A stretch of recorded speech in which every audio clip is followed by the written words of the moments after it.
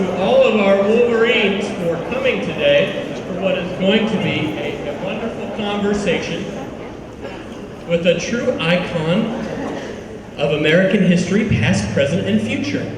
So if I asked you a question, and that question is, what do you do on snow days? I'm pretty sure your answer would not be the same as Mr. Kerr's answer. How many of you all know Mr. Kerr standing down there to my left and right? Mr. Kerr's snow day included getting lost in a good book, and in this case, the autobiography, or the biography, of a truly special American. And out of good Wolverine character and pride, when we are interested in something and we want to learn, Mr. Kerr did what we asked you all to do. He reached out and thought, is there an opportunity to connect more people with a truly interesting and special message? So on a snow day, Mr. Kerr, teacher of our new Combating Intolerance class, reached out to Congressman John Lewis, and much to our pleasure, the Congressman is here today.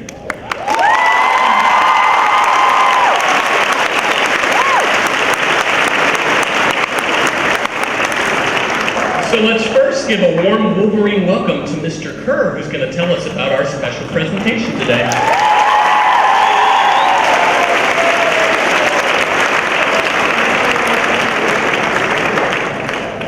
How's everybody doing?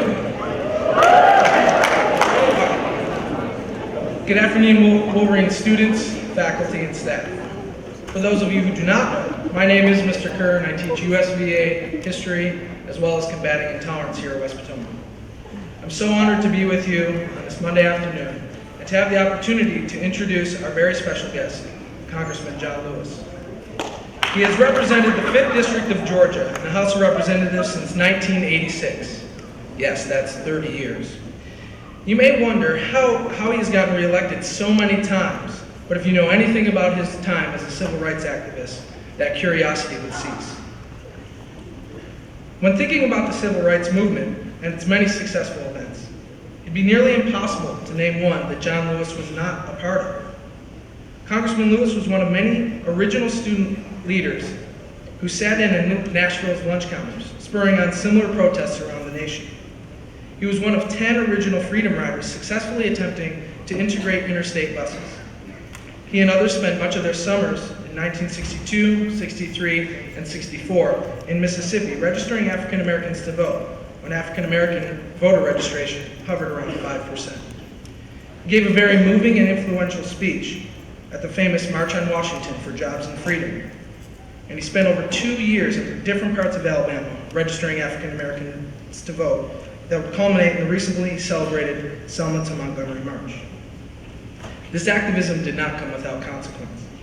Congressman Lewis endured plenty of struggle, being arrested over 40 times, stitching up many bloody lips, and icing bruises just about everywhere on his body.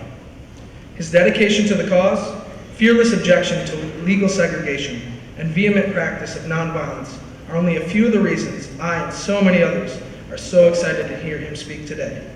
Without further ado, help me in giving a Wolverine welcome to Congressman John Lewis.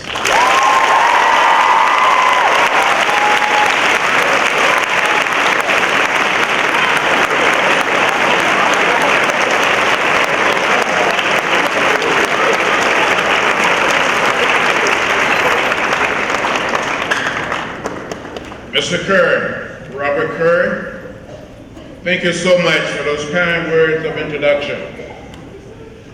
Now, we have something in common. My middle name is Robert. My 6 brothers and 3 sisters, my cousins call me Robert. And when my mother would get cross with me sometimes when I was growing up as a young child, she would say, "John Robert?" I knew she meant business. I must tell you that I'm delighted, very happy, and very pleased to be here. To be here at Potomac Academy. To see each and every one of you. You're a good-looking group. You're beautiful, you're handsome, and I know you're smart. Now, I grew up in rural Alabama, 50 miles from Montgomery, outside of a little place called Troy. My father was a sharecropper, a tenant farmer.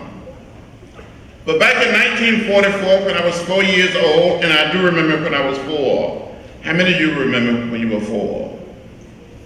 What happened to the rest of us? In 1944, when I was only 4 years old, my father had saved $300. And with the $300, a man sold him 110 acres of land. My family still owns this land today. On this farm, we raise a lot of cotton and corn, peanuts, hogs, cows, and chickens.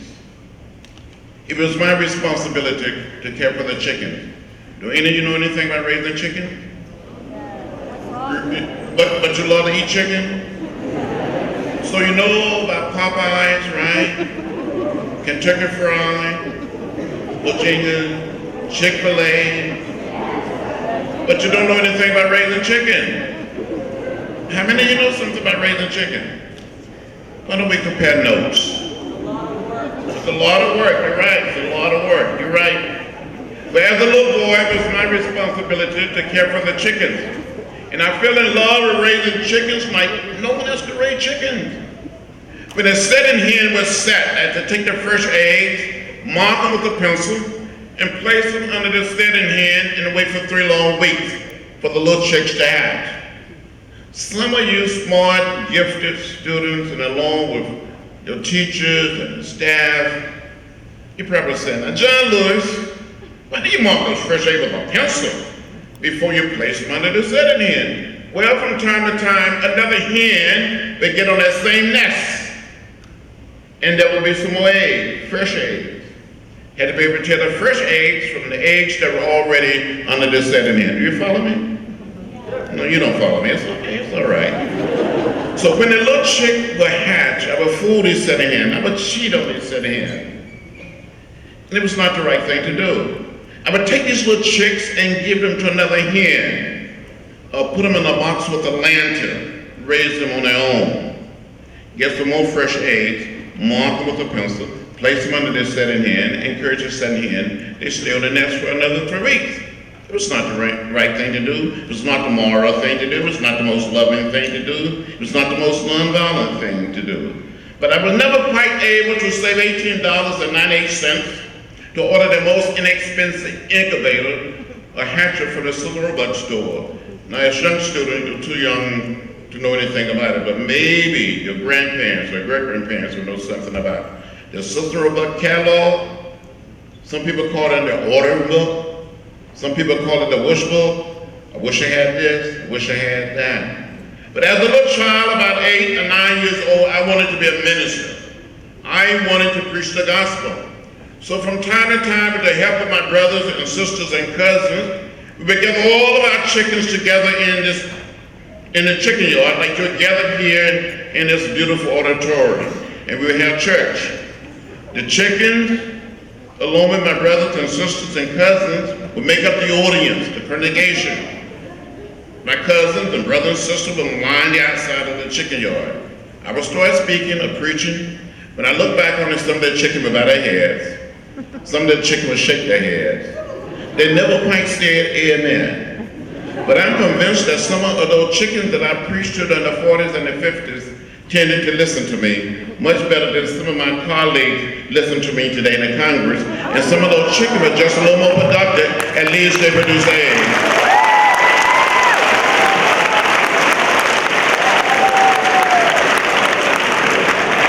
When we would visit the little town of Troy, visit Montgomery, visit the little town of Tuskegee, or visit Birmingham, I saw those signs that said white men, colored men, white women, colored women, white waiting, colored waiting.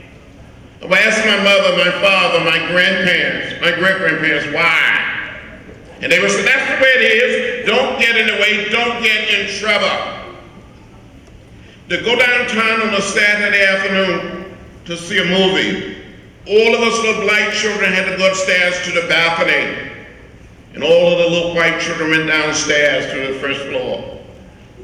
I saw those signs that said white waiting, colored waiting, white men, white women, colored women. And I kept asking why? And my mother and father, my grandparents would say, that's the way it is. Don't get in the way, don't get in trouble. But in 1955, 15 years old in the 10th grade, I heard about Rosa Parks. I heard the words of Martin Luther King Jr. on our radio. The action of Rosa Parks, the words and leadership of Dr. Martin Luther King Jr. inspired me to find a way to get in the way. I was so inspired by Rosa Parks, so inspired by Martin Luther King Jr., that in 1956, 16 years old, with some of my brothers and sisters and cousins, we went down to the public library in a little town of Troy, Alabama, trying to get library cards, trying to check out some books. And we were told by the librarian that the library was for whites only and not for colors. I never went back to that library until July 5th, 1998, for a book signing of my first book, Walking with the Wind, and hundreds of blacks and white citizens showed up.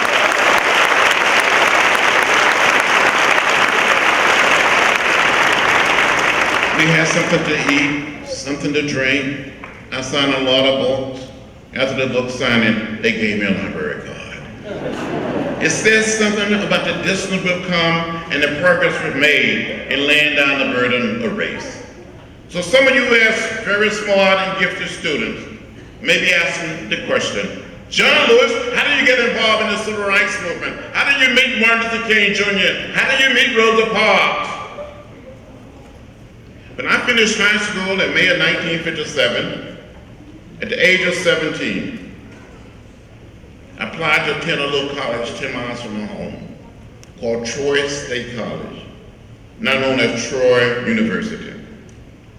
Submitted my application, my high school transcript. I never heard a word from the school. So you know what I did? I didn't tell my mother, my father, any of my sisters or brothers, any of my teachers. I wrote a letter to Dr. Martin Luther King Jr. I told him I needed his help. Dr. King wrote me back and sent me a round-trip Greyhound bus ticket and invited me to come to Montgomery to meet with him. In the meantime, I had been accepted at a little college in Nashville, Tennessee. An uncle of mine gave me a $100 bill, more money than I ever had. Gave me one of these trunks, you may call it a Foot Locker, big trunk that you can open up, bring it back together, put my clothing, my few books, everything that I own, except those chickens, and boarded a Greyhound bus to Nashville, Tennessee. And after being in Nashville, Tennessee for about 3 weeks, I told one of my teachers that I've been in contact with Dr. Martin Luther King Jr. This teacher knew Dr. King, and I informed Dr. King that I was there. So Martin Luther King Jr. got back in church and suggested when I was home for spring break to come and see him. This was March of 1958. By this time, I'm 18 years old. I boarded a bus. I traveled from Troy to Montgomery. And a young lawyer by the name of Fred Gray, who had been the lawyer for Rosa Parks, for Dr. King, and the Montgomery movement, and became our lawyer during the Freedom Rides and during the march from Selma to Montgomery, met at the Greyhound bus station and drove me to the First Baptist Church in downtown Montgomery, pastored by one of Dr. King's colleagues and one of the leaders of the movement, the Reverend Ralph Abernathy, and ushered me into the office of the church. I was so scared, I didn't know what to say or what to do. I saw Dr. Martin Luther King Jr. standing behind a desk, along with Reverend Ralph Abernathy. And Dr. King said, "Are you the boy from Troy? Are you John Lewis?" And I said, "Dr. King, I am John Robert Lewis." I gave my whole name. And he started calling me the boy from Troy. I went back and had a discussion with my mother and my father. They were so afraid because Dr. King had told me that we could lose our land, our home could be bombed or burned, but have a discussion with your parents and decide what they want to do. They didn't want to have anything to do with my attempt to enter Troy State College, better known as Troy University, as I said today. So I continued to study in Nashville, and it was in Nashville that black and white college students and some high school students, every Tuesday night at 6:30 p.m., we would meet at a little church where we studied the teaching of Gandhi, what Gandhi attempted to accomplish in South Africa, what he accomplished in India. We studied Thoreau and civil disobedience. We studied the great religions of the world. We studied what Martin Luther King Jr. and the people in Montgomery was all about. And many of us grew to accept the way of peace, the way of love, the way of nonviolence as a way of life, as a way of living. And then we started sitting in, students from American Baptist Seminary, from Peabody College, from Fisk University, Tennessee State, Graham Medical School, from Vanderbilt. We're sitting there in an orderly, peaceful, nonviolent fashion, waiting to be served. And someone would come up and spit on us, or put lighted cigarettes out in our hair, or down our backs. Full of sort of lunch kind of stool. We kept sitting in for days and days. And one day we heard that if we continued to sit in at the lunch counters, we may be arrested. I wanted to look good if I were going to go to jail. I had very little money, so I went downtown Nashville to a used men's store and bought a suit. It was a used suit. A vest came with it. You know how much I paid for that suit? I paid $5, and I really did look good. I looked fresh. And I felt free when I was arrested on February 27, 1960, for the first time. I felt liberated. I felt like I had crossed over. So during the 60s, I was arrested 40 times. And since I've been in Congress, I've been arrested 5 more times. Twice around what was happening in South Africa.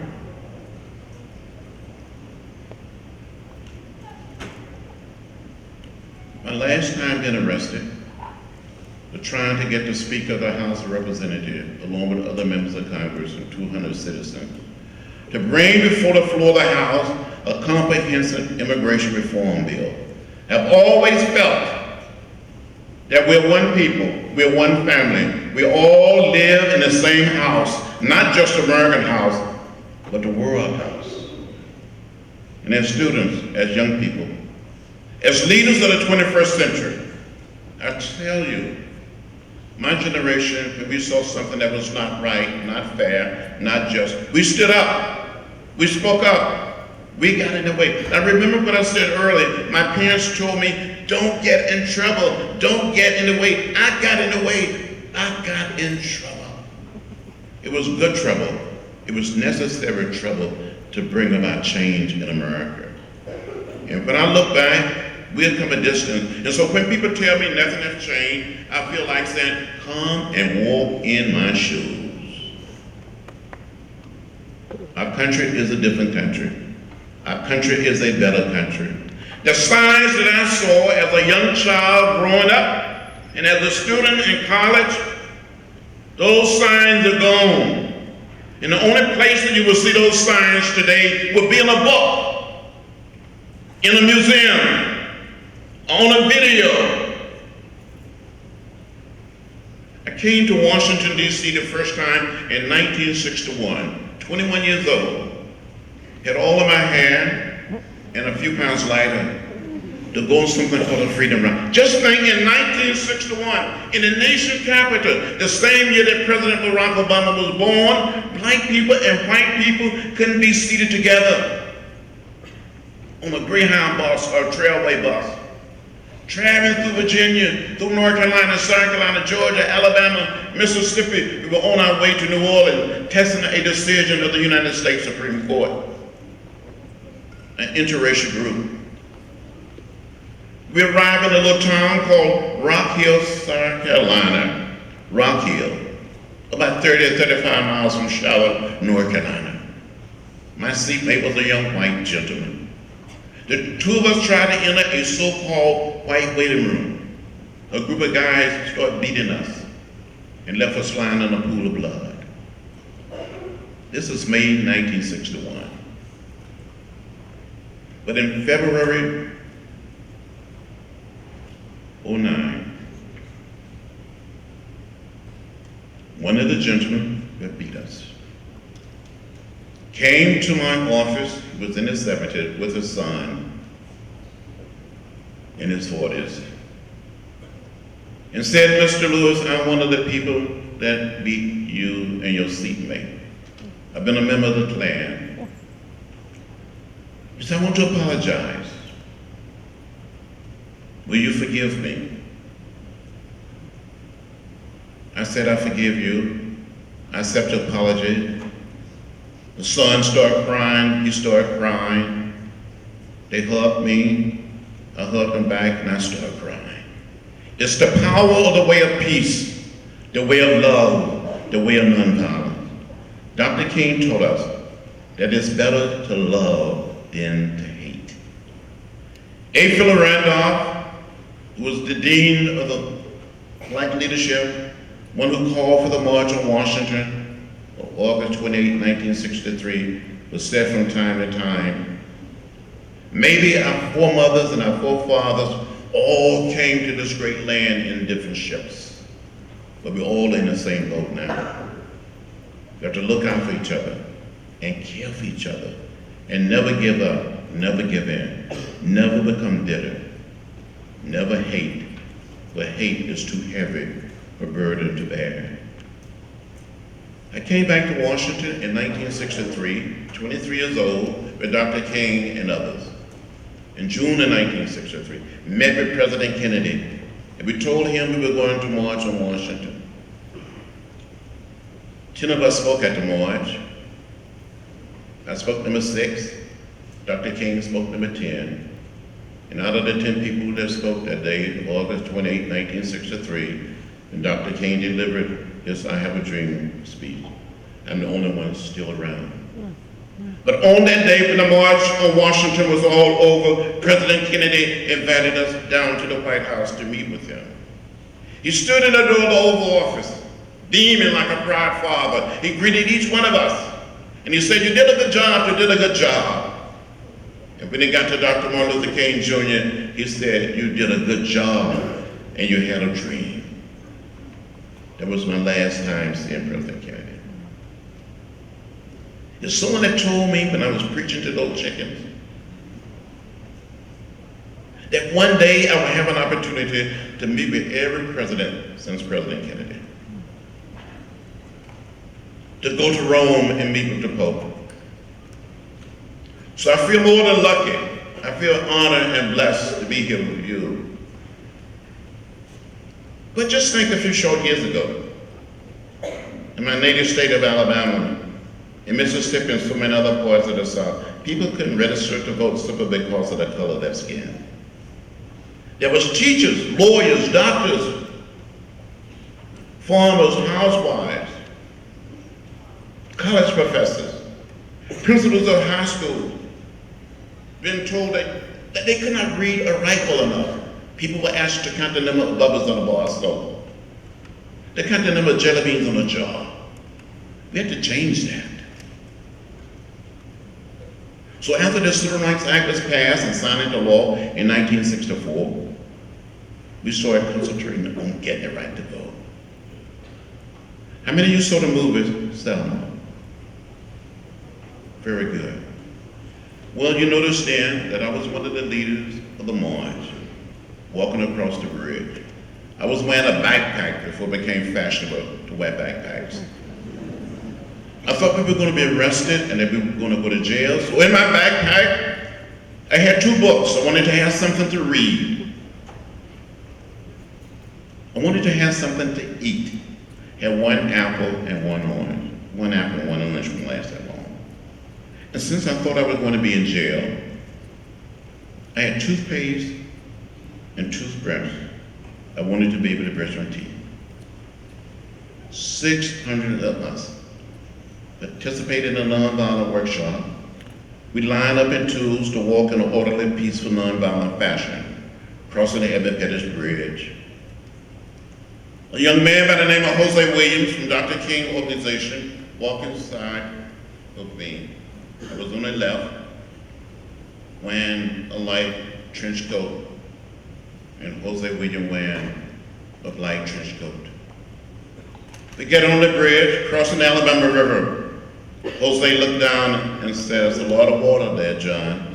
Can you swim?" I said, "No." I said, "What about you, Jose?" He said, "A little." And I said, "Well, there's too much water to jump. We're going straight ahead."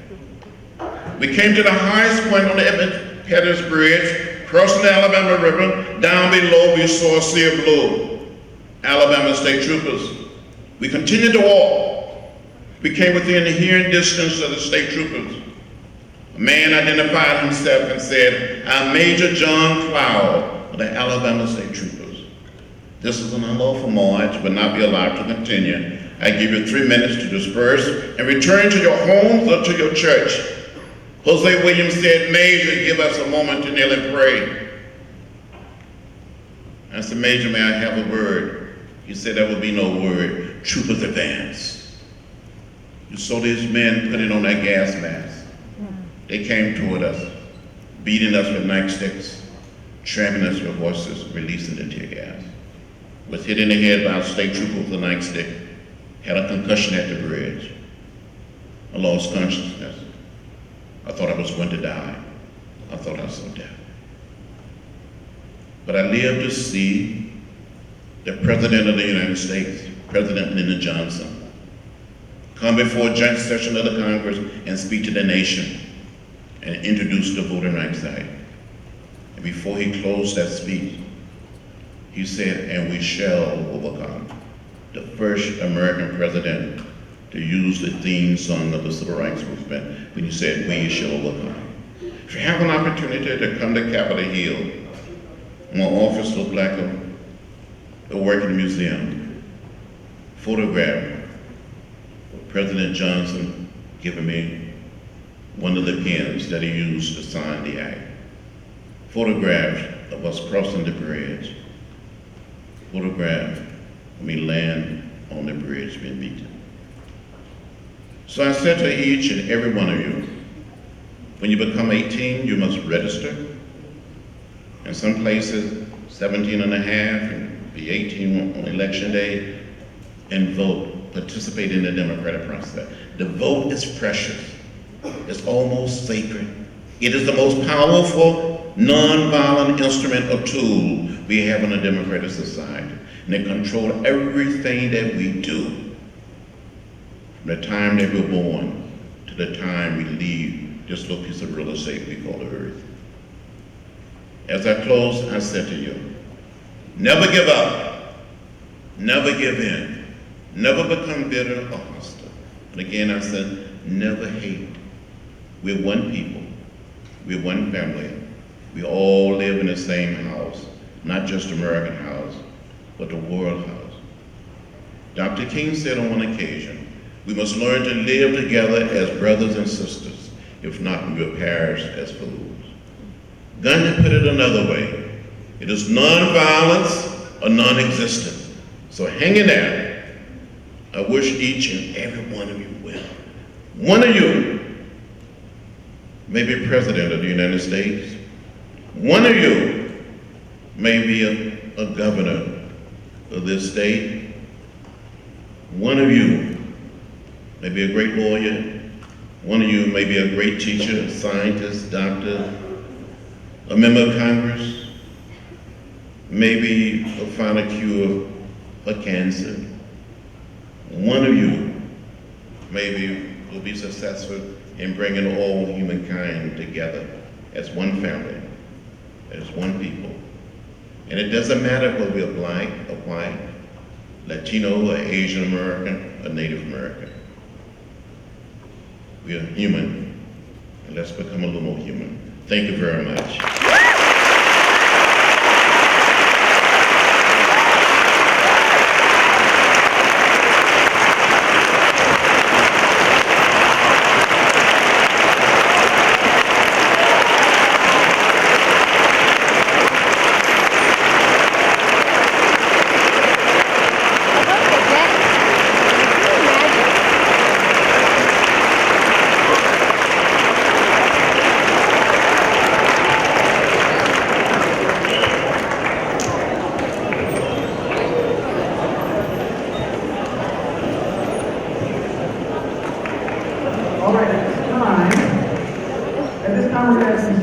Questions that have been prepared by combating intolerance class. If you have any questions about combating intolerance and how cool we are to get such a great man to come and speak, come seek me out, trailer 4, ask the social studies teachers, they'll be more than willing to help you out. So I'm going to turn it over now to a couple of my students to ask Mr. Lewis questions.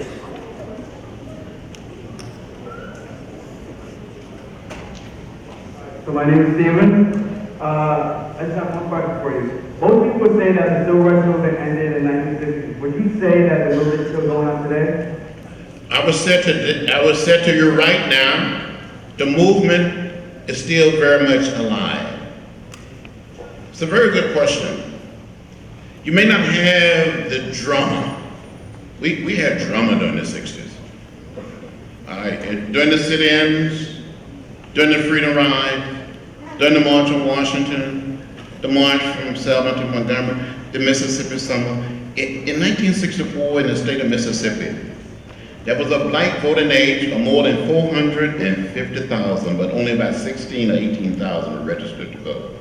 There was one county in Alabama between Selma and Montgomery, Lowndes County. The county was more than 80% African American. There was not a single registered African American voter. We had to change that. So it was a lot of drama. And you see young people and people not so young, they're out there, they're pushing. We didn't see the movement as a movement of African American alone, but all people participated. Look at the photographs from the March on Washington. Look at the photograph from Selma March. The people that came to Mississippi during the summer of 1964. Blacks and white, Asian American, Hispanic, and some Native American. It was a movement for all people.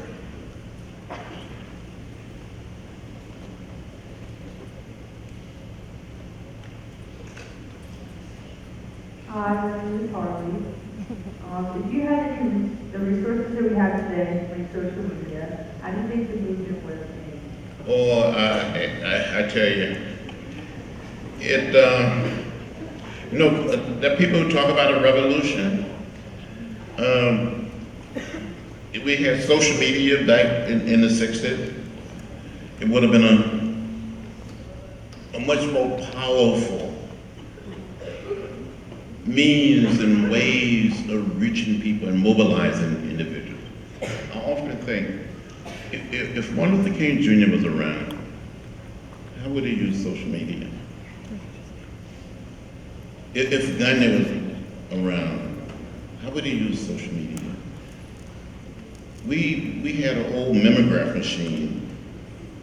When I was growing up and working in the South much later, we had party line telephone. And today, I see so many students and young people and members of Congress and others using that telephone as a camera. You can just send something all over the world in a matter of seconds. We would have been able to have hundreds and thousands of people engaged and communicating. And maybe it wouldn't have taken us so long to get a Civil Rights Act, a Voting Rights Act passed. One more student question was, how do you think things would have been different if Martin Luther King and Malcolm X had been assassinated? Well, if Martin Luther King Jr. and Malcolm and I would say President Kennedy and Robert Kennedy had been assassinated, I think so. I got to know Robert Kennedy very, very well. I was with him when we heard that Dr. King had been assassinated. I was in his room at the Ambassador Hotel. Spoke to him 15 minutes before he went down to speak when he was assassinated in Los Angeles. And I think the assassination of President Kennedy, Robert Kennedy, Dr. King, and Malcolm, I think something died in America. And something died in all of us that got to know these young men. I think our world would be much better. If Bobby Kennedy had lived, I think he would have been elected president, and he would have been able to inspire hundreds and thousands and millions of young people, maybe to create a world community at peace with yourself. Dr. King would have continued to preach the way of peace, the way of love, and nonviolence. All right, thank you very much. At this time, I do have two students who want to show thanks for you spending your time here today with what we're going to be put together.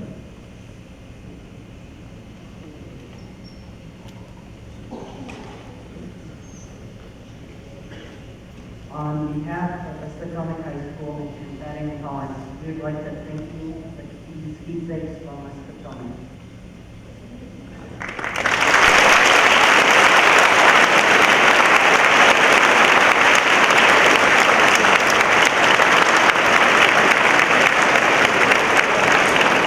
Thank you so much. If any of you are going to be on Capitol Hill, feel free to drop by. My district, home of Coca-Cola is in the district. So Coca-Cola provides us all with an adequate supply of Coca-Cola product, so we can offer you a Coke. And the peanut people in Georgia provide us peanuts. So feel free to drop by and come by and see us, okay? Thank you, good to see you.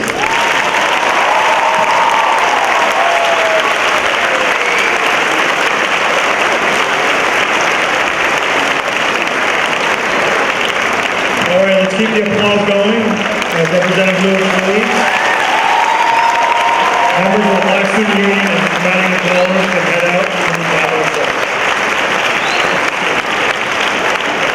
Everybody else, please stay in your seats.